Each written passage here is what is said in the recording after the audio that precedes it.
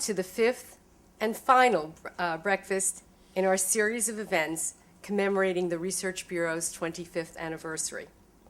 My name is Roberta Schaefer, and I'm the President and CEO of the Research Bureau.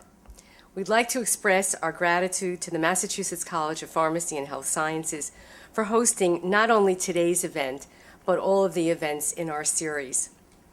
And to welcome us this morning to this lovely facility is Dennis Lyons, who is the Vice President for Government and Professional Relations for the college. Dennis? Thank you. Good morning, Roberta. Welcome to our campus. This beautiful, beautiful morning here in Worcester. How many of you folks out there stayed up a little late last night, maybe watching that football game? How many of you crazy people live in Walpole that were at the game last night are here this morning, 7 o'clock? It's, as always, a great pleasure to welcome you and welcome this organization to our campus. Very briefly, for those of you who may not be aware of us, I think most of you are, the college began here in 2000 at the vision of our president, Charles Monahan, who was a resident of Worcester and a pharmacist. I graduated from the college back in 1975 and have been practicing pharmacist along with Charlie Monahan over the years. And I came to work here about 8 years ago and to Worcester about a little over a year and a half ago. And I can tell you, I just love this campus and this city. So we have grown. Again, this past year we purchased a hotel, which was a little bit unusual for our business, but and I'm full-time the concierge down at the former Crown Plaza, or in charge of complaints, as one of the other vice presidents told me. But it's been a great ride. Hopefully in a year or so we'll be able to host maybe an event there, and we'll show you our new physician therapy program and our new renovated, upgraded physician assistant program. And as the college continues to grow, we're looking into optometry as our next major undertaking, and we'll have that probably by 2012. So you'll be able to get your eyeglasses, your blood pressure taken, your prescriptions filled, and get your physical therapy all by coming to the Research Bureau if we host you at our new facility.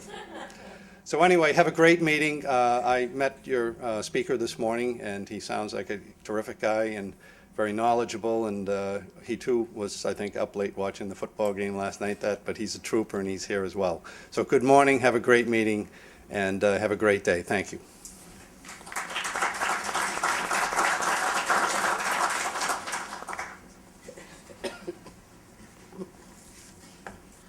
Thank you, Dennis. As I said, today's program is the final installment of our 5-part speaker series based on the overall theme, Cities, Mapping the Road to Success. Each event has featured a nationally recognized expert to discuss challenges facing cities like Worcester. The speaker series, like all Research Bureau events and reports, is available to the public at no cost due to the generosity of our many supporters and sponsors. I would like to recognize our 25th anniversary sponsors, including Commerce Bank, our presenting sponsor, and thank you, Brian Thompson, and your many staff who are here today. Bowditch & Dewey, our leadership sponsor. Thank you, George Tetler and others from Bowditch & Dewey who are here. And today's event sponsor is Fallon Community Health Plan. And I'd like to express my sincere gratitude to Pat Hughes and Richard Burke, who are both members of the Research Bureau's Board of Directors, and to Kate McAvoy-Donzik, with whom we have also worked for many years. And Fallon Community Health Plan has been one of our very long-time supporters. Other major supporters are Polar Beverages, Rand Whitney, Unum, and Massport. And all other sponsors, of which there are many, are listed in the brochure on your chair and on our website. The Research Bureau also wishes to express its appreciation to the Telegram and Gazette, with which the Research Bureau has had a very special 25-year-long relationship, and Worcester Business Journal for advertising today's event. And finally, I would like to thank the City of Worcester Government Channel for videotaping all our programs for rebroadcast in Worcester and on other local government channels. All Research Bureau programs, including the first 4 events in the series and our 25th annual meeting, are now available for viewing on the City of Worcester's website. And I want to thank the city manager for making this service available to the public. Now it's my distinct pleasure to introduce today's speaker, Jason Riley.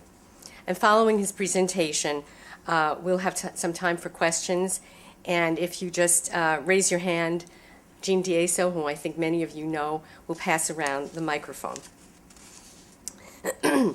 More than a year ago, I decided to conclude our 25th anniversary series with a talk on immigration and its impact on cities, because I wanted to end this series with an upbeat message about one of the most powerful and dynamic forces that has contributed to American exceptionalism.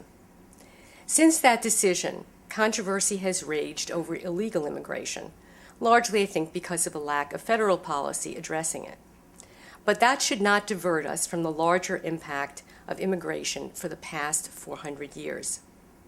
The day before Thanksgiving, the Wall Street Journal published an op-ed by a man named Boris Fishman, an émigré of the former Soviet Union who arrived in New York as a young child in 1988. In reflecting on his own first Thanksgiving in the United States, he noted, and I quote, "It may seem frivolous and disrespectful to compare the relative case of our assimilation to that of what the Pilgrims experienced. But the difference is in degree rather than kind. Like the Pilgrims, my parents immigrated to escape harassment for their religious beliefs. On account of the Soviet information freeze, my parents knew almost nothing about what awaited them in America.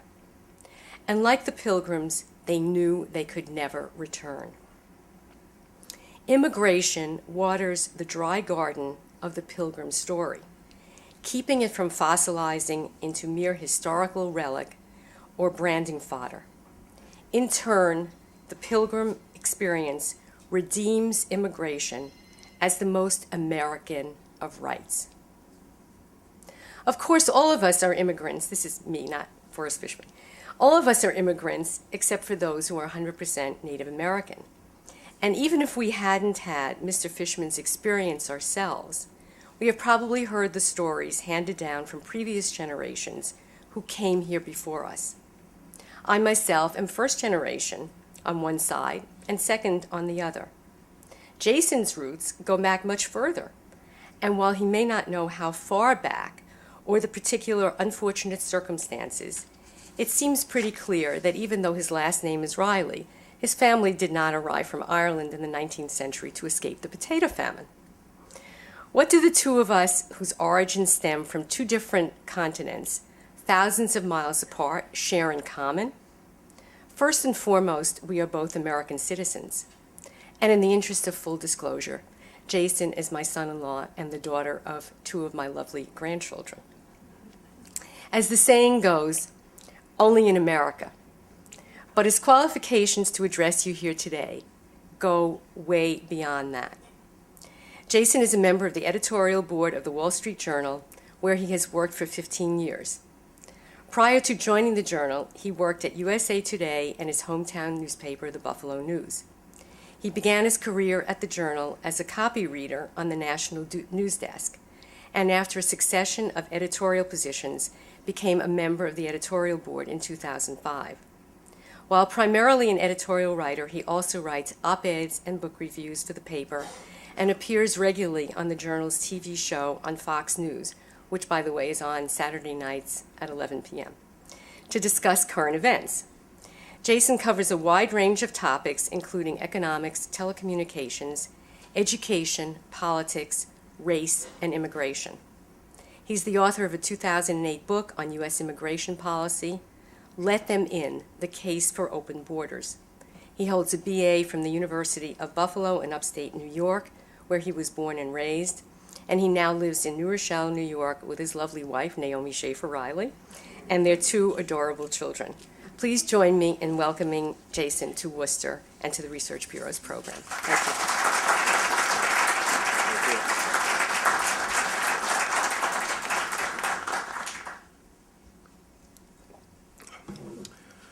On the, excuse me, I'm getting over a cold here.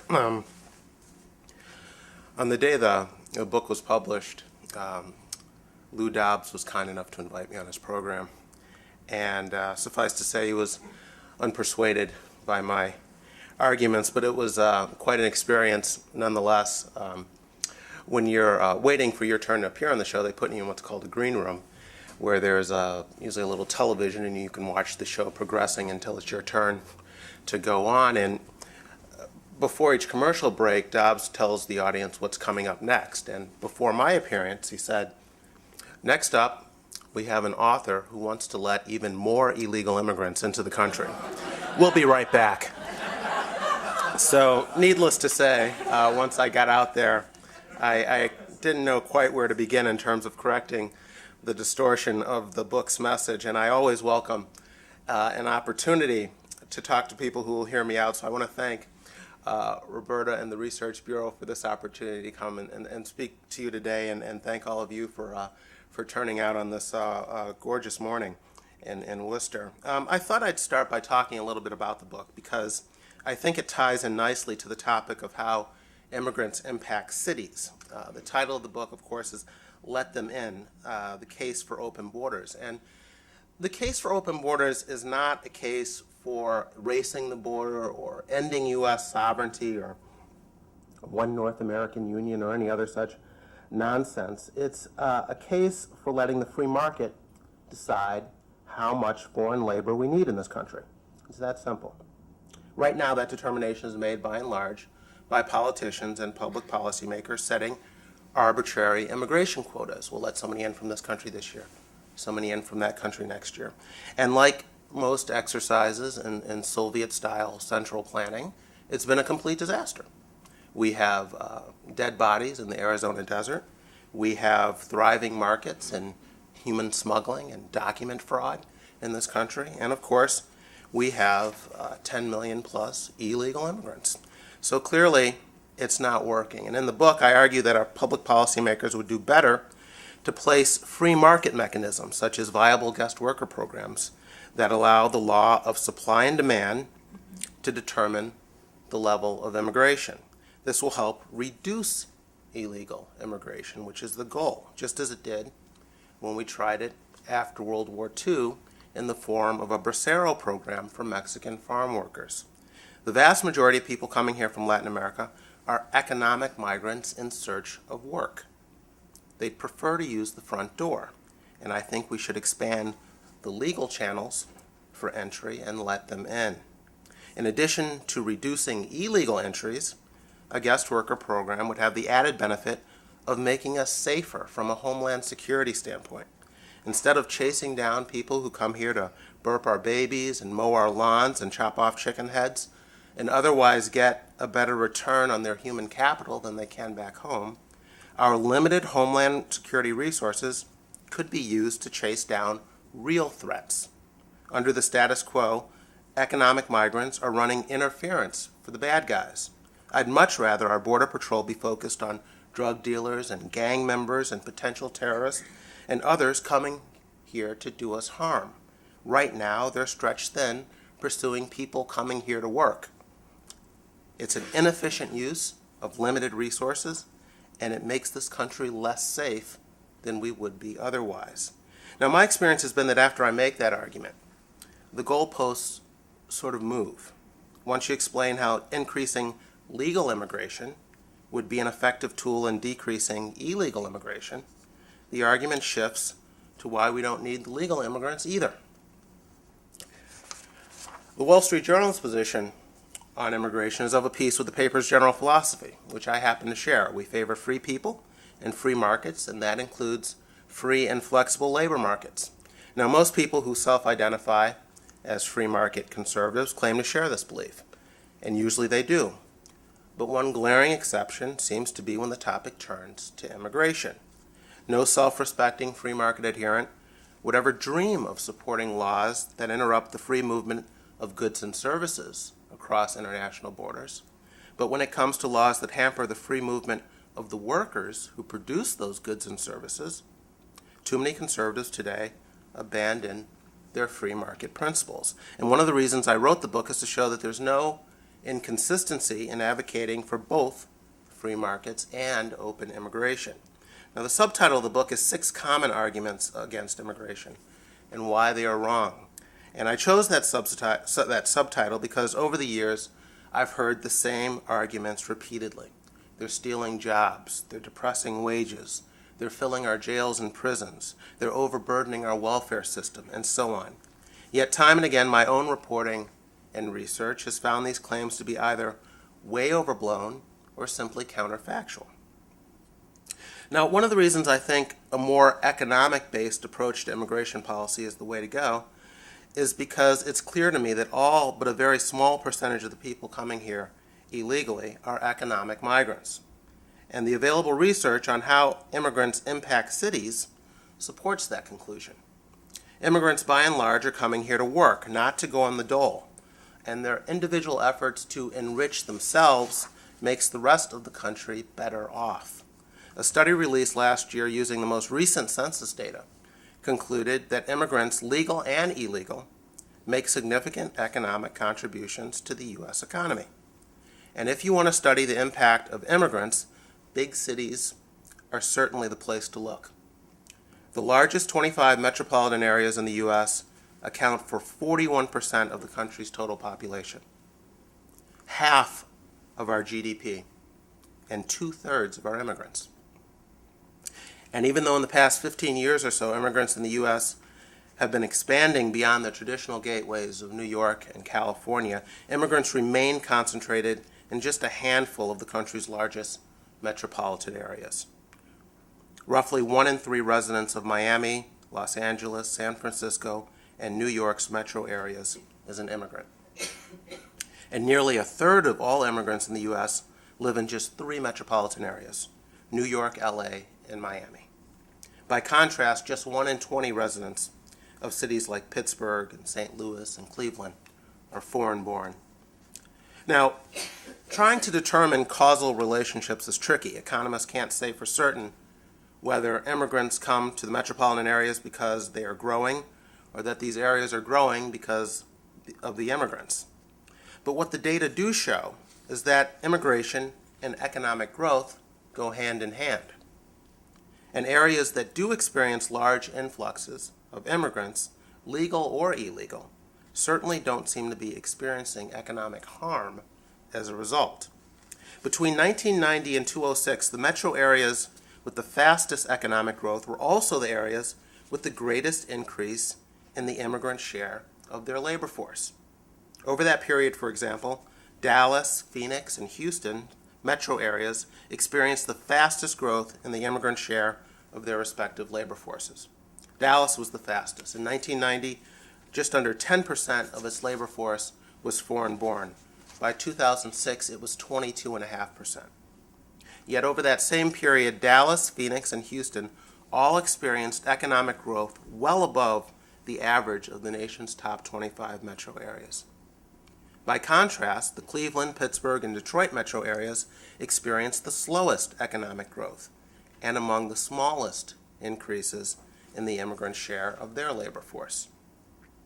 It's also worth noting how closely the immigrant share of economic output matches the immigrant share of the population.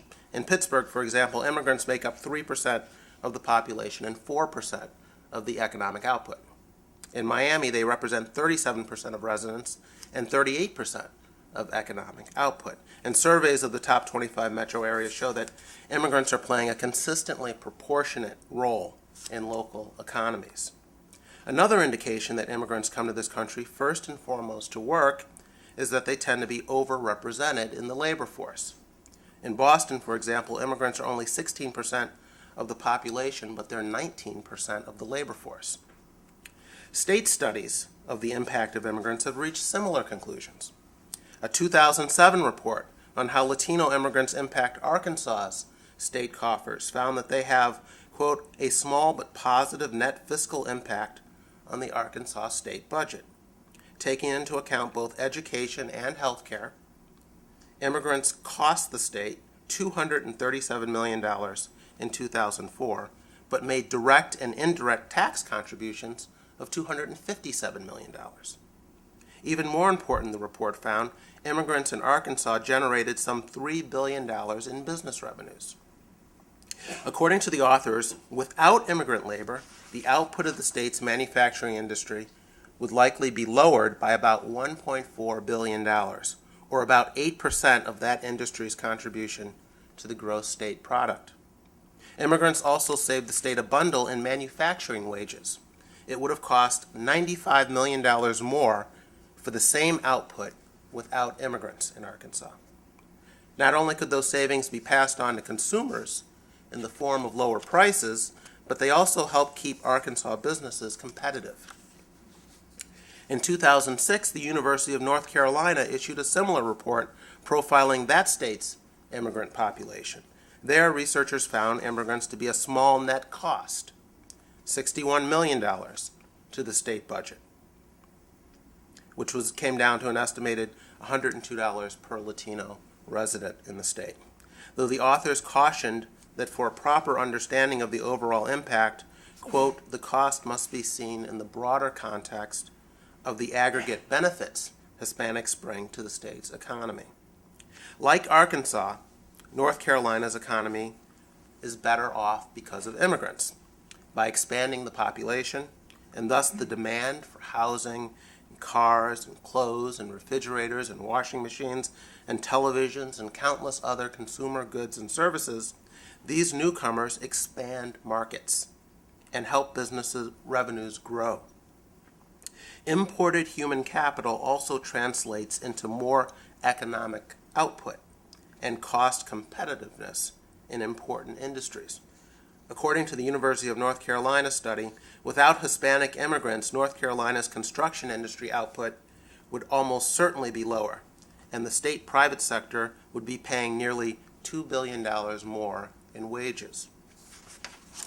What happened in Arkansas and North Carolina is important because their immigrant populations were among the fastest growing in the country. Arkansas ranked fourth nationwide in immigration population growth between 1990 and 2000. Between 2000 and 2005, its Hispanic population grew by 48%, or faster than any other state in the U.S. In North Carolina, Latinos accounted for more than a quarter of the population growth between 1990 and 2004. Also, more than half of Arkansas immigrants are here illegally, and are nearly half of North Carolina's. If importing large numbers of low-skill Latino immigrants is bad news for a state's economic health, it would be manifest in these states. Instead, the opposite happened. Both states experienced economic booms and record-high immigration simultaneously, which was the story of much of the southeastern United States prior to the recent recession. And if, as immigration restrictionists insist, immigrants are coming here not to work, but to take advantage of our social welfare programs, why are they flocking disproportionately to states that are so skimpy with benefits for the poor? Social welfare spending in Arkansas is among the lowest in the country. It's slightly higher in North Carolina, but still well below the national average.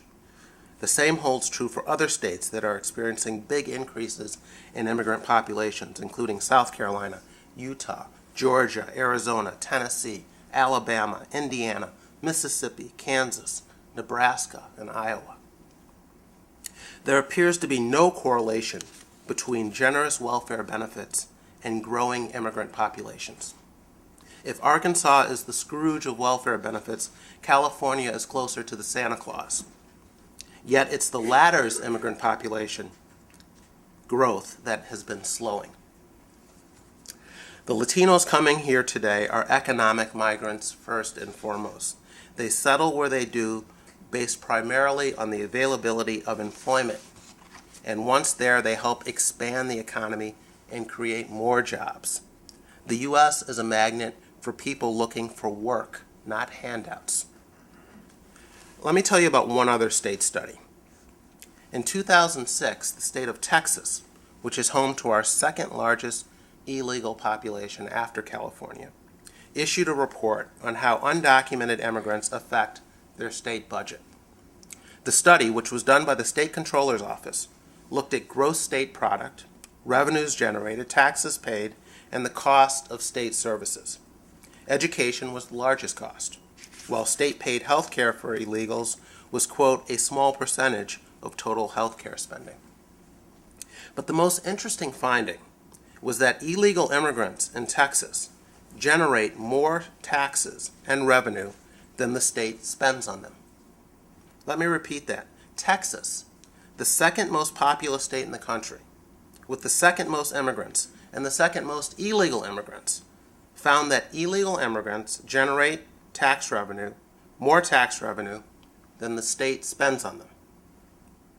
What's more, the fiscal impact wasn't simply not negative. It was remarkably positive.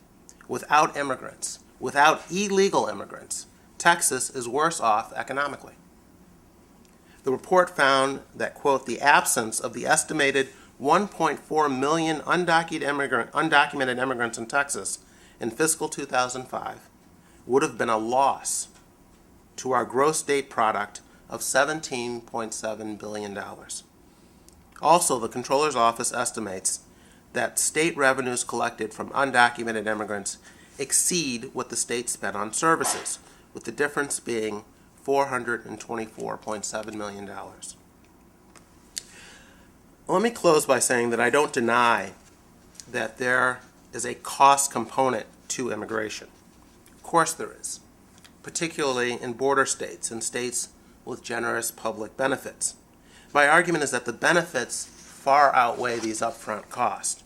Some immigrants are net contributors to the public fisc. Others are net beneficiaries. But in the end, fiscally speaking, immigrants don't make a big impact on the nation's purse. But what does it even mean to cite welfare cost as a reason to restrict immigration? Those who do are suggesting that a person's worth to society is nothing more than the sum of his tax payments. That we can measure a person's worth by what he pays in taxes versus what he receives in public benefits. By that standard, however, most natives aren't worth the trouble, since some 60% of us collect more in government services than we pay in taxes. Obviously, this doesn't mean that 6 out of 10 Americans are worthless. The phenomenon can be laid to our highly progressive tax system, where the top 1% of earners is responsible for 37% of federal income tax payments. Even so, it would be foolhardy to argue that 60% of Americans are fiscally expendable, and that the U.S. would be better off without them because they don't, quote, pay their way. I reject this sort of reductionism because it ignores the secondary and tertiary effects of immigration. It ignores the propensity of foreign workers to save and start new businesses at higher rates than natives, which contributes to the economic welfare of the nation. Low-income workers, whether foreign-born or American, enable large sectors of the economy, farming, construction, manufacturing, healthcare, to function and grow. And in the process, they create job opportunities for the rest of us. Immigrants ultimately are catalysts for economic growth. They increase the number of economic agents in the marketplace, the number of people who earn, spend, and invest, and thus the amount of economic activity. And any analysis of the fiscal impact of immigrants that leaves out these contributions is not telling the whole story. Now, I want to conclude by noting that none of these findings is surprising to anyone who turns off Lou Dobbs and opens a history book. Nothing is more common, writes Tom Sowell in Migrations and Cultures, than to have poverty-stricken immigrants become more prosperous in a new country and to make that country more prosperous as well. This is the history of the Irish in the U.S., the Chinese in Southeast Asia, the Lebanese in West Africa, and many other examples are out there. And it's the history that our own federal policymakers would do well to keep in mind if and when they decide to take up immigration reform. It takes a special kind of person to leave home and embark on the project of building a life in a new country. International migration, people moving across national borders, is the exception, not the rule. The vast majority of the world's 6 billion residents will live and die where they were born. In 1960, just 2.5% of the world's people were living outside their nation of birth. By 2000, the number had grown to 2.9%. And among those who do cross a border, most will move from one underdeveloped nation to another, a function of the fact that 80% of the planet's people live in the third world. But around 40% of these international migrants will head for just a handful of industrial nations that welcome the foreign-born as permanent residents: Canada, New Zealand, Australia, Israel, and the U.S. Because one of the world's major out-migration countries, Mexico, shares a 2,000-mile border with the U.S., immigration policy discussions in America tend to focus on how to keep Mexico's poor at bay. But given the historical value of immigrants to the fabric of the nation, it's fair to ask whether we would do better to focus on regulating the Mexican immigrant flow rather than ending it. Despite their proximity to the U.S., most Mexicans prefer to stay put. More than 90% of persons born in Mexico still live there. Nor is the rate of U.S. immigration from south of the border unprecedented in scale. During its peak in the 1990s, the U.S. was receiving 1.5 immigrants, this is legal and illegal, from Mexico each year per 1,000 U.S. residents. By contrast, in the middle of the 19th century, the U.S. absorbed an average of 3.6 Irish immigrants per 1,000 U.S. residents. From 1840 to 1890, the rate of German immigration was greater in every decade than the current flow of Mexicans. And from 1901 to 1910, Italian, Russian, Austro-Hungarian immigration each surpassed the current rate of Mexican immigration. It's important to keep in mind that while immigrants from Mexico may be impoverished, they're also self-selecting. Less than 3%, again, of the world's population decides to uproot and move away from family and friends. Those who do tend to be more motivated and more able. They are tenacious risk takers with a propensity to save and start new businesses. They exhibit, in short, the kinds of characteristics found among people who thrive in free market capitalist societies. Fears about the supposed poor quality of immigrants is not new, and the experience of Irish immigrants in the 19th century is instructive. The waves of Irish who arrived in the mid-1800s had shorter life expectancy than U.S. slaves at the time. In 1847, some 20% of Irish immigrants fleeing the potato famine died en route to the U.S. or shortly thereafter. By comparison, the loss of slaves traveling on British vessels in the 19th century averaged about 9%. One reason for this disparity in death rates was simple economics. Slaves were property, and someone had a stake in keeping them alive. There was much less concern about the fate of Irish peasants. During a visit to antebellum Alabama, Frederick Law Olmsted asked about the division of labor between slaves and Irish workers on a riverboat. This was the response he got. "The niggers are worth too much to be risked here. If the paddies get knocked overboard or get their backs broke, nobody loses anything." It's also worth remembering that the Irish were coming from a country where 80% of the population was rural, yet they were settling in cities like New York and Boston and Philadelphia, where they met resistance from elites who said, "America has no use for this unskilled labor." The argument was that the U.S. was in the middle of an industrial revolution, and the future was factories, not farms. And opponents of immigration said the Irish were simply too ill-suited for assimilating to an urban capitalist society. Now, the naysayers were wrong, of course. The U.S., it turned out, had plenty of uses for this labor. Supply created its own demand. The Irish built roads and canals and railroads. Irish women typically worked as domestic servants, just as many Mexican women do today. In 1855, 99% of all domestics in New York City were Irish women. As late as 1920, 80% of all Irish women working in America were domestics. But the Irish were not destined to forever perform these tasks. Subsequent generations would produce writers and painters and presidents. They would also produce civic leaders and businessmen, including Henry Ford, whose father fled the potato famine and who would go on to revolutionize transportation in America. According to the Census Bureau, 31% of Irish Americans today hold at least a bachelor's degree, versus 27% of the nation as a whole. And the median annual income for Irish Americans is $54,000 versus $48,000 for all households. Modern-day immigration restrictionists have updated arguments once made against the Germans, the Chinese, the Poles, the Italians, the Irish, and others, and applied them to our latest arrivals from Latin America.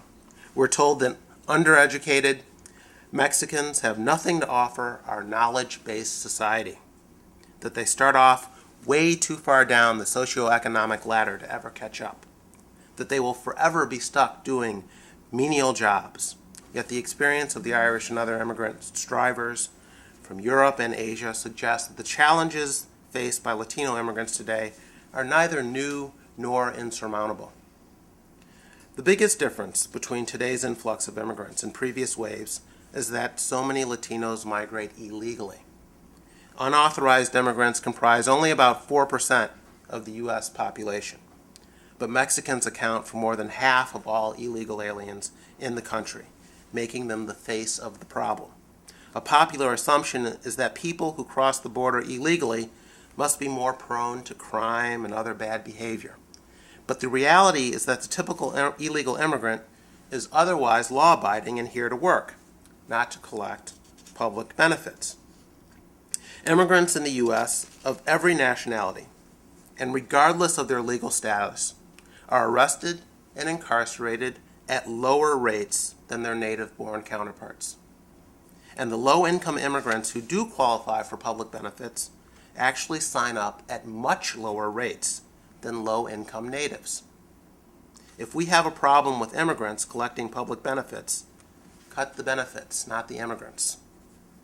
Illegal immigration from Mexico isn't a reflection on the poor character of Latinos. It's a result of the simple fact that the supply of U.S. visas made available to Mexico is much less than the demand. Economic migrants from Mexico are not yearning to sneak into the U.S., live in the shadows, and risk exploitation by employers. They'd much prefer to come through the front door, if only America would let them. By contrast, European immigrants of yesteryear faced no such dilemma. As historian Vincent Canado writes in his new book, American Passage, less than 2% of individuals who knocked at its gate were ultimately excluded at Ellis Island.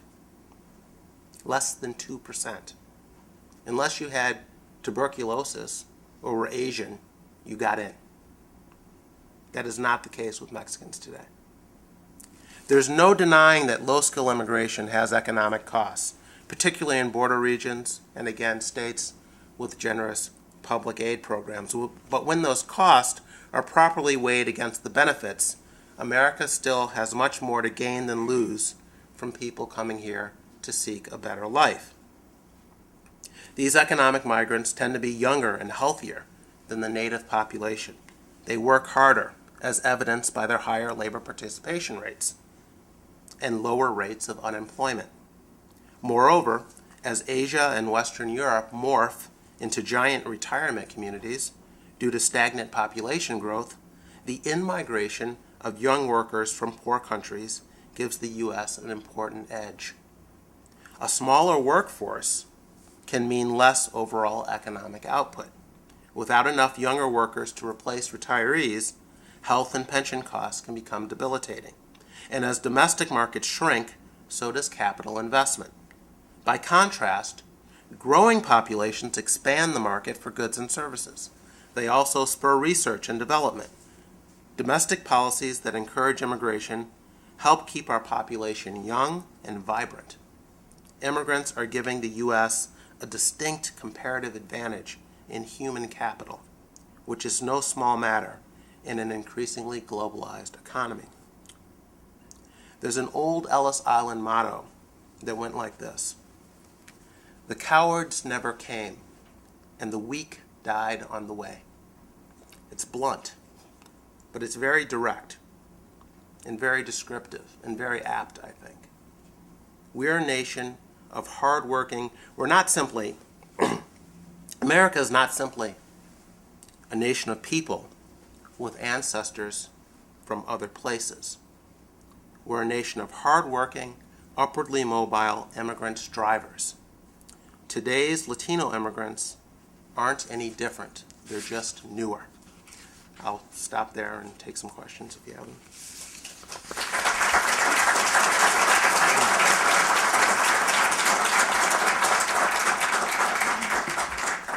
Yeah, go ahead. I have two questions, actually. Sure.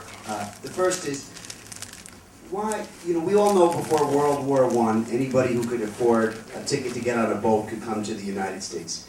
Until you arrived at Ellis Island and weren't part of that 2%, nobody was excluded like our laws now set such strict and harsh and limited amount of visas. Is that why you think the attitude towards immigration today is different? Is it simply that some people come illegally because there is no way to come legally like there used to be? Or is there another reason, any other reason, why people's attitude towards immigration today is not what it was? My second question is our economy different? Is the innovation economy different so that immigrants will now have to be skilled up when they came? Whereas when we were in our industrial era, you could come easily without skills, easily find your place in America, and easily be a productive member of society. Are we now different? So now we have to have different selection criteria, and we have to look at immigration generally different, or is it the same story as you told the Irish, the Hispanics, they're really the same? Well, as to the first question, I don't know that there was ever a period in time when the attitudes in America were all welcoming to immigrants. I mean, if you look at the history, it's always been a contentious issue. Benjamin Franklin was complaining in 1751 about too many German immigrants to Pennsylvania. That's before the U.S. was even the U.S. So opposition to immigration predates the country in some sense. So I don't know that there was ever some golden period or golden age when there weren't these attitudes. Today, I think a big part of the immigration debate is the illegality of the Mexicans who are here.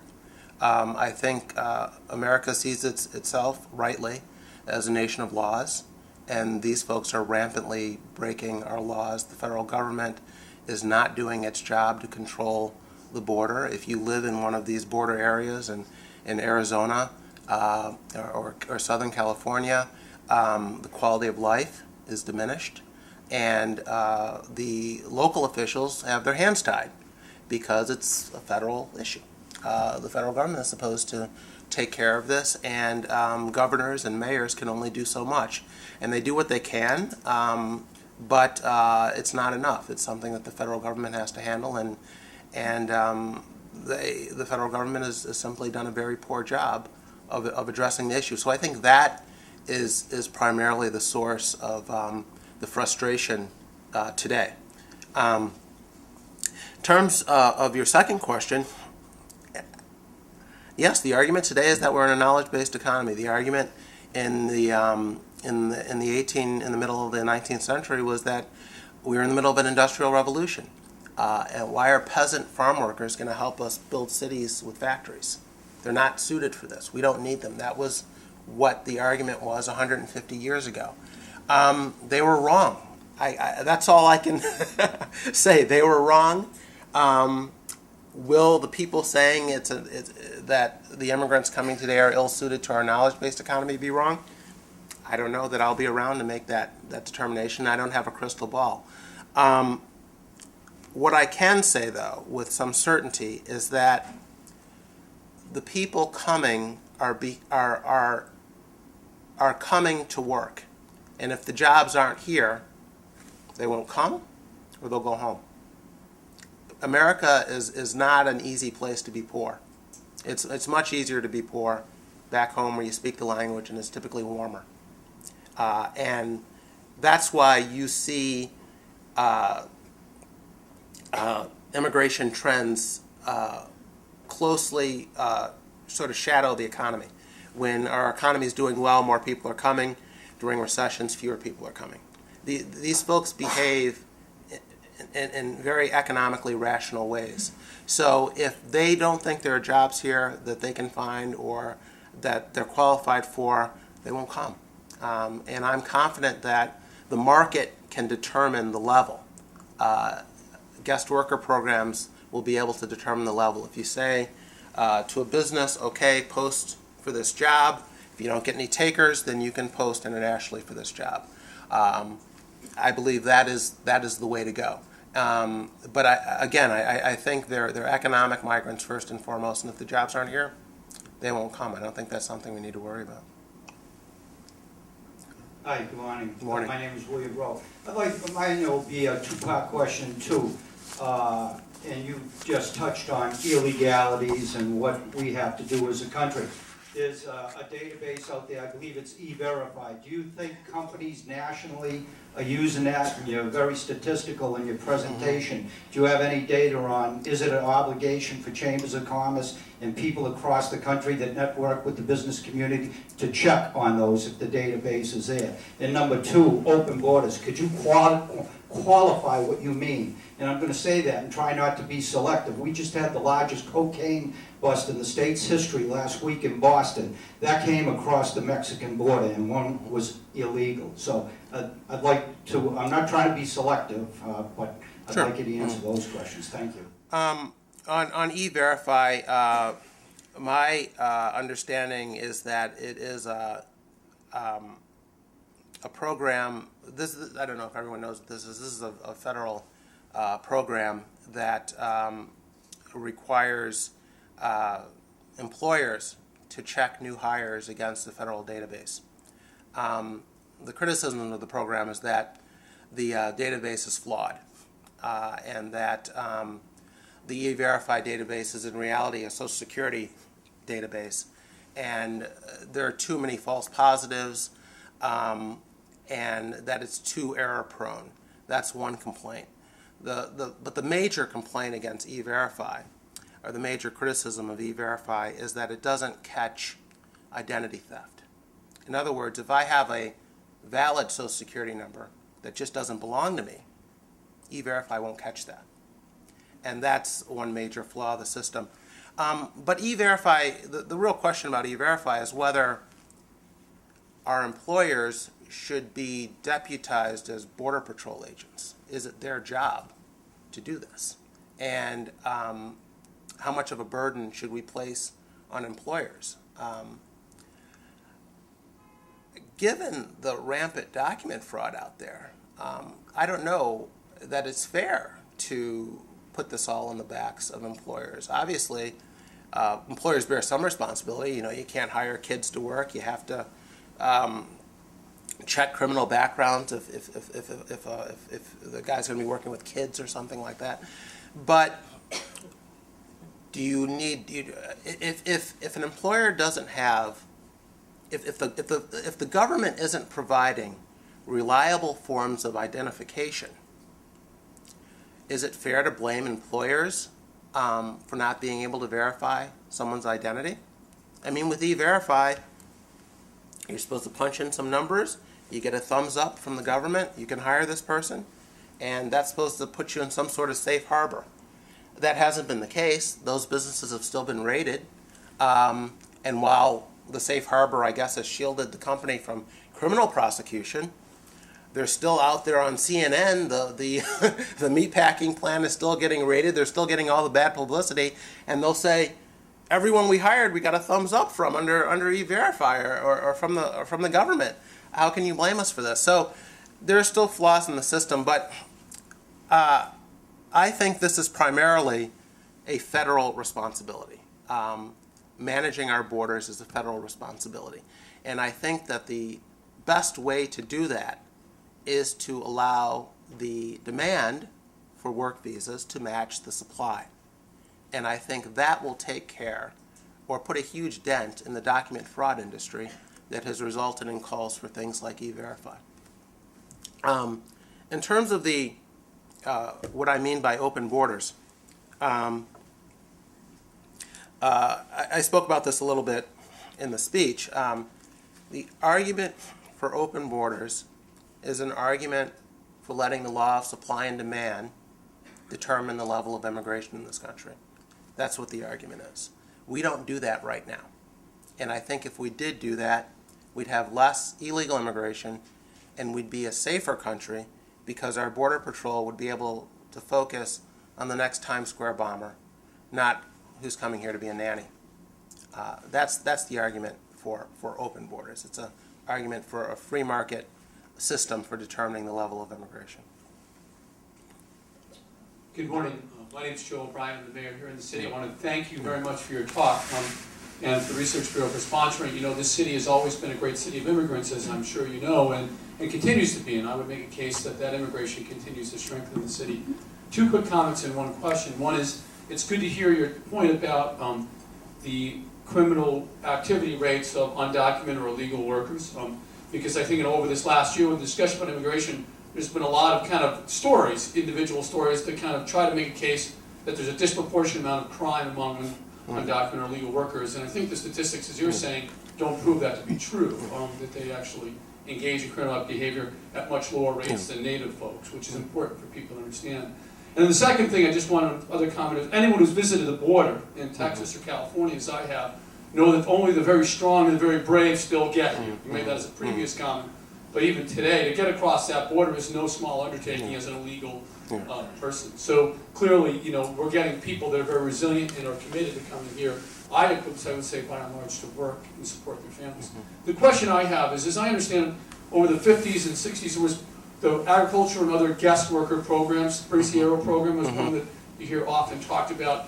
And I guess the question was, would that be an effective tool, more expansive use of guest worker and agricultural worker programs for folks to come across the border to do that work?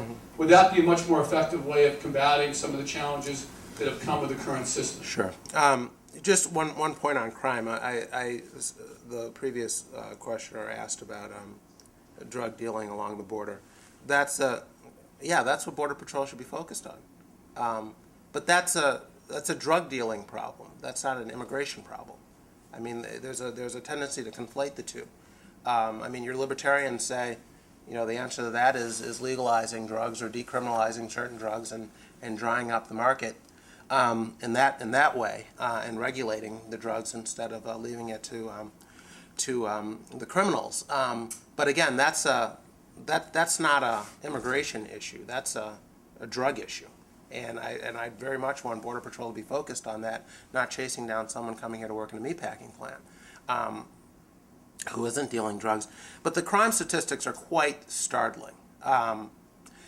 Between 1995 and 2006, the illegal population of America doubled between 1995 and 2006. Over that same period of time, violent crime in America fell by a third. Crimes against property fell by 26%. Illegal immigration skyrocketing, crime plummeting. Yet the public perception is that it's illegal immigrants who are driving crime rates in this country. It's just not the case. The stats going back 100 years, government studies going back decades, have shown this to be true. It's just simply a misperception, both in terms of arrests, incarceration. This has nothing to do with whether you're here legally or illegally. It has nothing to do with your country of origin. Across the board, every country, immigrants from every country without exception, and regardless of legal status, are arrested and incarcerated at lower rates than natives. The Bracero program that you mentioned was used after World War II because there was a shortage of farm workers due to the war.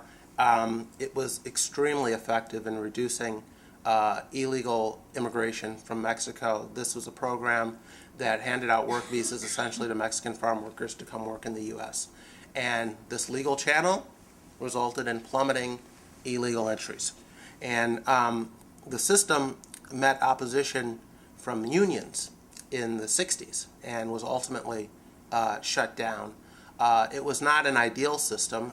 There were worker abuses in it. I would not advocate resurrecting it in its exact form.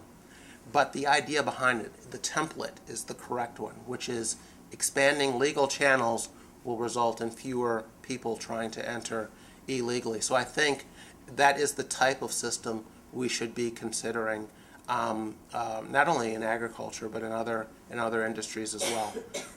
The fact of the matter is that Americans typically have better job opportunities and don't have to do this sort of work, which is a good thing. But the question for us is whether we want this work done in this country. I mean, my view is that in terms of agriculture, our fruits and vegetables are going to be picked by immigrants, or they're going to be picked by foreign workers. Either those foreign workers are going to be in the U.S., or they're going to pick the food in their own country, and then it'll be imported to the U.S.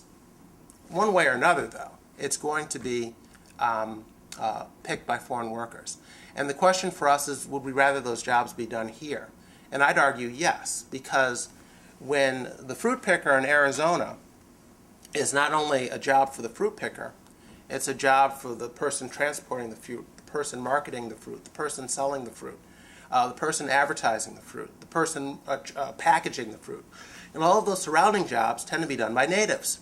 You lose that fruit picker back to Guatemala, it affects those surrounding, those attendant jobs as well. So I'd rather that work and that economic activity take place here. So I think that's the way to go.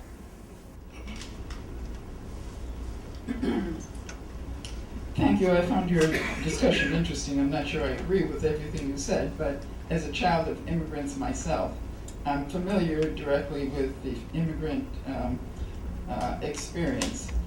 And I think our federal lawmakers are basically instituting a concept of noncompliance to the law by their failure to act. Now, I don't know what experience or research you've done, but isn't it true that Western European countries and even Mexico have harsher immigration policies than we do in this country? Yes, and I'd argue to their detriment. People worry about the cultural influence of Latin Americans on the U.S. that will be, slouching towards Guatemala. I'm more worried that our economy will be slouching towards France without immigrants. You mentioned Western Europe, which I think is a case study in how not to handle immigration. But it is an alternative way of running an economy. Again, I'm not arguing that America can't live or survive without access to foreign labor. We'd do fine. We're a big, strong country.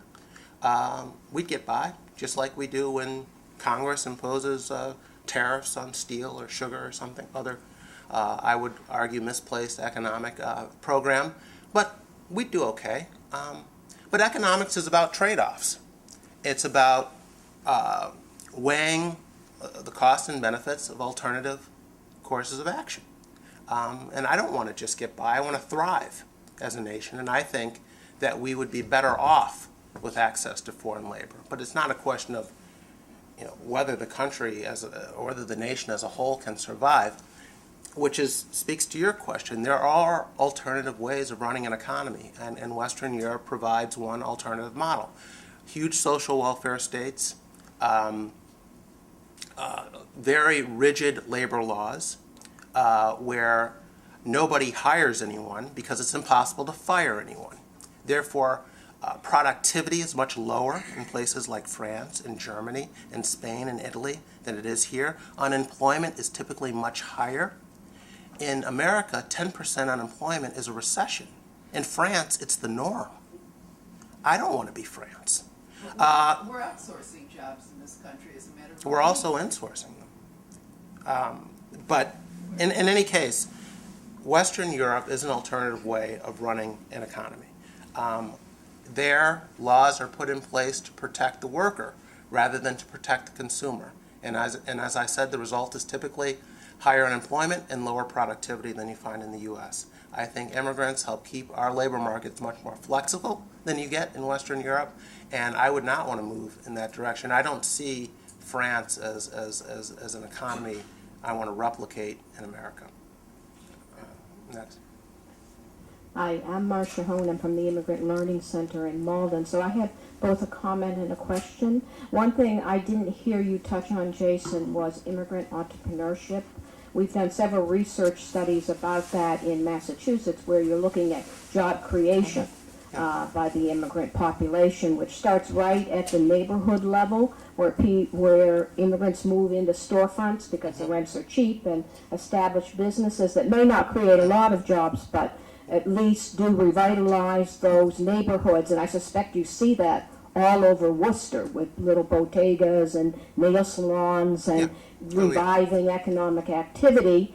And then our studies have also shown there's a whole mid-level of immigrant entrepreneurship sort of moves beyond the bodega, where they start buying hotels and other larger businesses that often get into global and transnational businesses now are an increasing area. And then I think for Massachusetts, exceedingly important are the immigrant entrepreneurs in science and technology, because they're 50% of the medical scientists in the state, and they established over 25% of the biotech firms, which create a lot of revenue. I think it was $7 billion in 2006 and 4,000 jobs. So I think that entrepreneurship and the job creation by immigrants is a hugely important thing for us to be looking at. It's particularly vibrant here in the state of Massachusetts. But I think it is all over the nation. Yeah, I would agree, and you went through the numbers, so I don't have to. But I mean, ask yourself: would you rather that immigrant-started companies like Intel, eBay, Yahoo, Google, would America be better off if those companies had been started in another country? Obviously, we want those folks coming here. One thing that your comments touch on is the idiocy of our national laws toward high skill immigrants. I mean, the low skill immigration problem gets most of the press, but our high skill immigration laws aren't quite as bad, but they're still pretty awful. And when you think about the fact that we have the greatest higher education system in the world, it attracts all kinds of people to come here and study, and then we deport them. and the idea that we make it difficult for these skilled individuals to stay and work in this country makes absolutely no sense whatsoever, and is purely political. There is no economic justification for this at all. But it is evidence that our laws need reforming, not simply at the low school level, but at the high school level as well. But I do want to ask a question. I didn't hear your opinion about how you think this country should address the 12 million or so folks that are here undocumented now, because one of the things, and I wonder if there's any studies that project forward, if those people are legalized and so they come under U.S. law, so they can no longer be exploited in the workplace, are there any financial, economic projections about what that might mean in terms of business profitability, or is it counteracted by the fact they're going to be paying more taxes because they're earning more money? I just wondered if you had an opinion about that, especially what are we going to do with the 12 million undocumented? That's a very good question, and that gets at the heart of the debate, I think, in Washington. I think the country could probably the politicians could probably agree on some sort of system going forward. But what really stifles the debate, what ends the discussion, is amnesty. It just shuts down the debate. And so the real question is what to do with the 12 million plus illegal aliens already here. In terms of the economic impact of amnesty, I don't think there'd be much. I mean, these folks are already here. They're already part of the communities. They're already part of the workforce. So the economic impact, I think, would be all positive in the sense that, yeah, you'd probably, most of the illegal immigrants in the country are already working on the books. But the ones that aren't would be brought on. That's more revenue for the government, state, local, federal, and so forth. So I think that would be all good. I think you have to be realistic, though. Are we going to deport them at gunpoint? I don't think we are. We could try what they call attrition, which is making life extremely difficult for them here. And I think, the debates over things like driver's licenses and so forth is an effort to do that. But I don't know how many of you have been to, rural Mexico, but the idea that you're going to make life in Ohio more difficult than life in Puebla is highly unlikely, I think.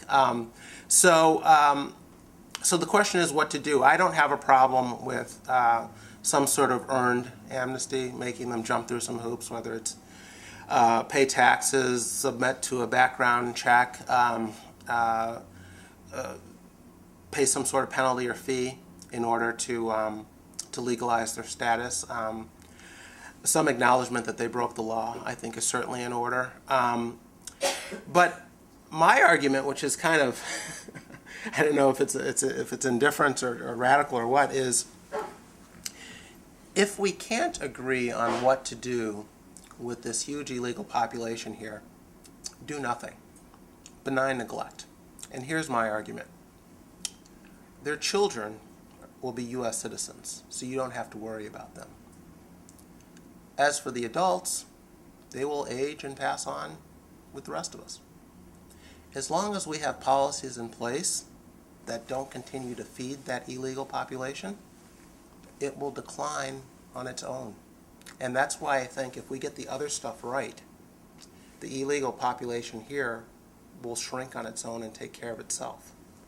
As long as we don't continue to encourage more illegal entries by withholding visas from people who want to come, the illegal population here will shrink just over time. Like I said, the adults will pass on with the rest of us. The kids are U.S. citizens. So if we can't decide what to do with them, I say do nothing. But don't let that stop us from reforming other parts of the system. I think that's a mistake, and that's essentially what has happened. The amnesty debate has stopped all other reform discussions. Good morning, Mr. Riley. Thank you so much for everything that you've had to say this morning, because it actually you kind of have hit the nail right on the head on a lot of issues. I don't know if I introduced myself. Marge Bakiri. I am an immigrant. My parents were the ones that immigrated over 45 years ago to Canada, and the same way as everybody else comes here. And whether it was, from escaping from communism or whatever the reasons, nobody that comes to this part of the world, and I'm going to stick with America, comes here because they have nothing better to do, or, oh well, let's just get up and leave. You did mention that. And the one thought that I've always had is if all of the government officials and all the federal government, whoever makes these laws, would get up off of their nice cushy office chair and desk and go to any one of these countries where there's a large influx of immigrants coming from, whether it's Albania, I'll use Albania as an example because that's where my parents were from, or to Mexico or wherever. They then spend a week, spend a month, don't go for a day, and just watch and ask why. And the reason is always going to be because they're always looking to do better for their children for themselves because of the hardships. And, you know, everybody has a very valid reason.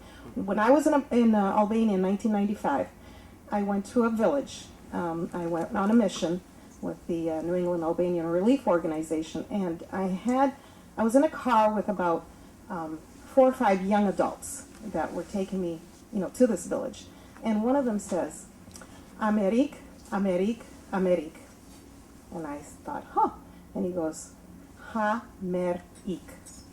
So in 1995, their thought was, Ha-mer-ik means in Albanian, eat, take, leave. And I said, but nobody ever leaves. Everybody eats, but nobody ever leaves. And they thought about it and they said, yeah, you're absolutely right. Why would I leave? Why would I come back here where I have nothing? And I'm very pleased that somebody out there is so open-minded about that issue, you know, about all these issues. And everybody should put themselves in the other person's shoes. Just like you mentioned at your last comment that you made. They should put themselves in their shoes and find out. Not everybody is a good person, but the majority are. And then here in Worcester, Mass., we have such a big advantage because all of the immigrants, now again, I'm going to stick with the Albanians because it's a large population. I think we're up to 18,000, 20,000 now. I would say maybe 70% of them are all very well educated. I mean, I've sponsored about 15 families, and about seven of the families, 7 of the adults, you know, in other words, the 14 people, are all well educated, and they're doctors working in a menial job at a small factory making $9 an hour. But you know what? You ask them how they are, they'll say they're amazingly well. Amazingly well, because their children are going to benefit. And like you said, everybody's going to, you know, age and pass on. But yes, their children, that's exactly what I was going to say. Their children are here, and they're here to stay, and they're not leaving. Well, I think you make a good point, and it speaks to the type of immigrants the U.S. attracts. The comment earlier about the European system, I think this is another problem that they have, and partly it's a result of their large social welfare states, where countries like Spain and Italy and France and Germany, they're attracting people to come go on welfare. It's very obvious. And America does not have that problem yet. It's not to say we can't get there. As we increase our social welfare state here, it could become a magnet for immigrants. But right now, we have enough evidence that it has not reached that point. And we know that because, again, of the labor participation rates of our immigrants and the low unemployment levels of our immigrants. So right now we're not there. Europe is. And I think one thing we have to be on guard against is expanding our social welfare state to a point where it does become a magnet and starts attracting people to come here to go on the dole. But we're certainly not there right now.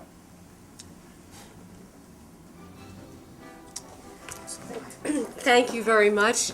Thank you all for coming, and we'll try to equal this series in the future.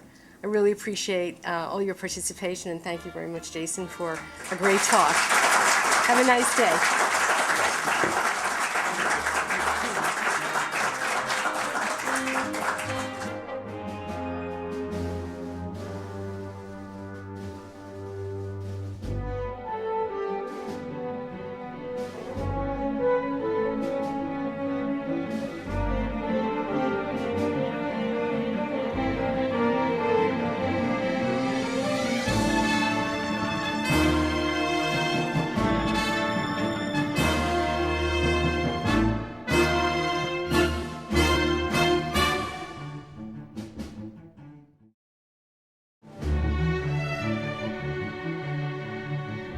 Hi, I'm Mayor Joe O'Brien, and I want to wish Roberta and the Research Bureau a happy 25th anniversary. 25 years of providing important research and data to our municipal governments and to the community and business leaders to help make good decisions to help make our community thrive.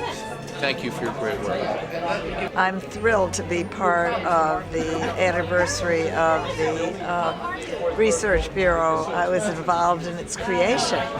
So for me, I think what has happened over the years has been marvelous for what Roberta has accomplished and the Research Bureau. And I'm proud to still be a part of it. Hi, I'd just like to wish Roberta and the Research Bureau a happy 25th anniversary. We've been very pleased to be a part of this process at Webster 5, and we're excited about continuing the relationship with the Bureau. Well, congratulations to the Research Bureau on its anniversary. Brings such vibrant discussions to downtown Worcester, about downtown Worcester. It's really appreciated as a resident of the Worcester Public Library, and having knowing that people are caring about the downtown part of the city of Worcester. Congratulations. I'm Richard Foote. I'm the Chief Marketing Officer at Babich & Dewey, and I just want to wish the Research Bureau a happy 25th anniversary. I would like to wish, on behalf of Mass College of Pharmacy and Health Sciences, the Research Bureau a happy 25th anniversary. Congratulations for all the great work that you do. I'm Dick Kennedy, President of the Worcester Regional Chamber of Commerce. I want to congratulate the Research Bureau on 25 years of wonderful research, moving our city forward. Worcester Research Bureau, happy 25th. Hope you have another great 25 or more. Thank you.